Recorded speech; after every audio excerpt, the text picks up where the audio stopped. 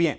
राजीव, आपके पास में आ रहा हूं। आज इस पूरी बैठक को हम देखें तो यह बैठक उससे कहीं ज्यादा थी कि कौन नया महासचिव बनेगा, कौन कौन को इस पूरे ट्रस्ट में रखा जाएगा। सबसे ज्यादा महत्वपूर्ण यह था, करोड़ों राम भक्तों की आस्था की कसौटी पर आज की बैठक थी कि लिहाजा इसीलिए अभी आप देख रहे हैं कि कोषाध्यक्ष गोविंद देवगिरी ने उन तमाम चीजों को दिखाया है जिसको लेकर सबसे ज्यादा सवाल उठ रहे थे, राम भक्त चिंतित थे। कितना जरूरी था ये सभी चीजें दिखाना और बैठक में जो बातें हुई हैं। राजीव, अब देखिए, बीते दिनों राम मंदिर में सामने आए चढ़ावा चोरी की घटना के बाद कहीं ना कहीं करोड़ों राम भक्तों की आस्था को एक ठेस पहुंचा था। तो ऐसे में ट्रस्ट के सामने सबसे बड़ी चुनौती थी कि उन राम भक्तों की आस्था और विश्वास को कायम रखना, जिसके तहत आज हुई इस बैठक में सबसे बड़ा फैसला ये किया गया कि जो ट्रस्ट के महासचिव थे, जो सदस्य थे, महासचिव चंपत राय, सदस्य अनिल मिश्रा, जिनकी देखरेख इस्तीफा मंजूर हो गया। अच्छा, तो महाराज ये माना जाए कि अब राम मंदिर के जो भाई पीछे राम मंदिर के निर्माण कार्य में अब इन लोग का सहयोग नहीं रहेगा कि राम मंदिर परिसर में ये लोग अनुमति रहेगी जाने की आने की कि नहीं?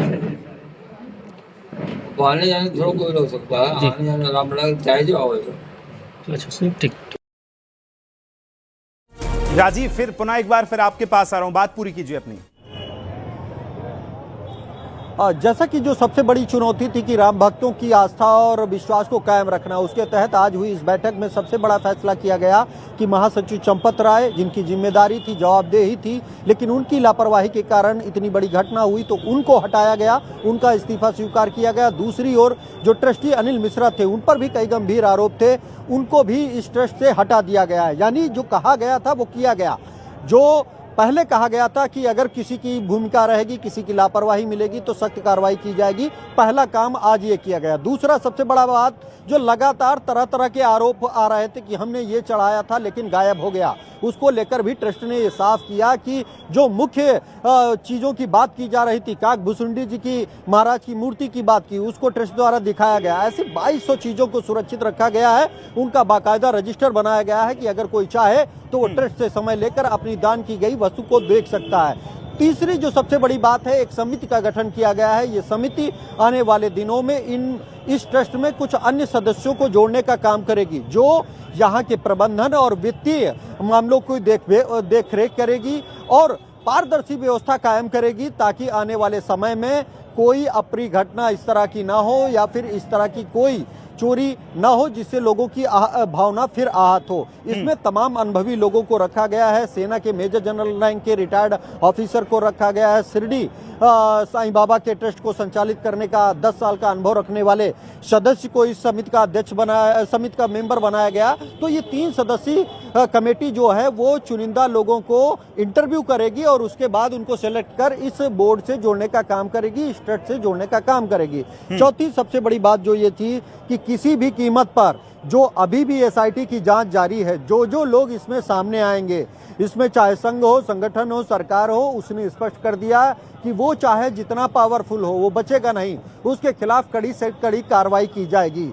पांचवी बात सबसे बड़ी ये रही कि जो इस मुद्दे के नाम पर राजनीति की जा रही है, जो इस मुद्दे के नाम पर राम मंदिर को बदनाम करने की साजिश की जा रही है, उससे लोगों को बचने की अपील की गई है कि जो भी आरोप लगाए जा रहे हैं उसका प्रमाण देने के लिए, उसको स्पष्ट करने के लिए ट्रस्ट तैयार है। आने वाले दिनों में अभूतपूर्व व्यवस्था की जाएगी, चाहे वो सुरक्षा से जुड़ी हो, चाहे वो पारदर्शिता से जुड़ी हो, चाहे वो प्रबंधन से जुड़ी हो। तो ये बैठक काफी अहम मानी जा रही है।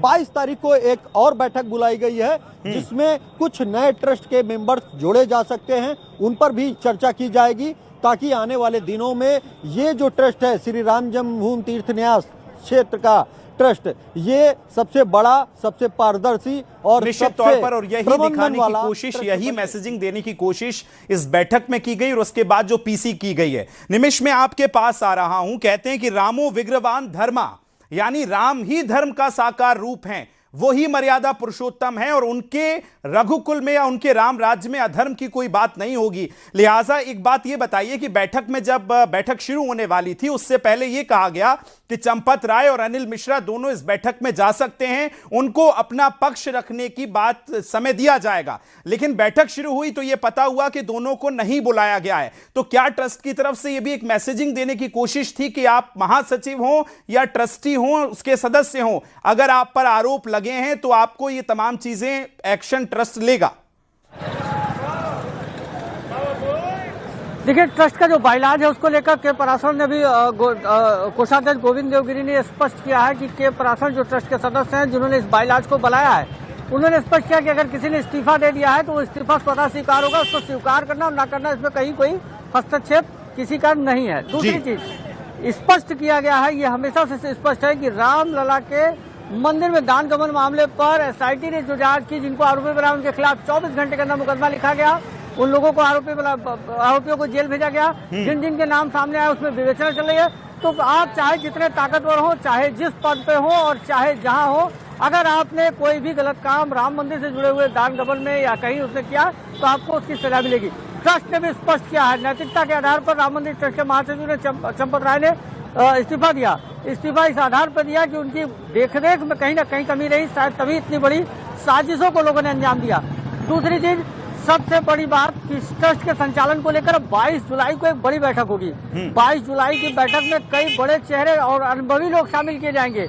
इनको चयन करने के लिए कमेटी गठित की जाएगी और इस दरमियान जिनके नाम आएंगे, जिन नाम पर चर्चा होगी, उन पर वो कमेटी अपनी रिपोर्ट देगी। महासचिव पद के लिए फिर आगे वो नाम जाएंगे। आप दोनों का बहुत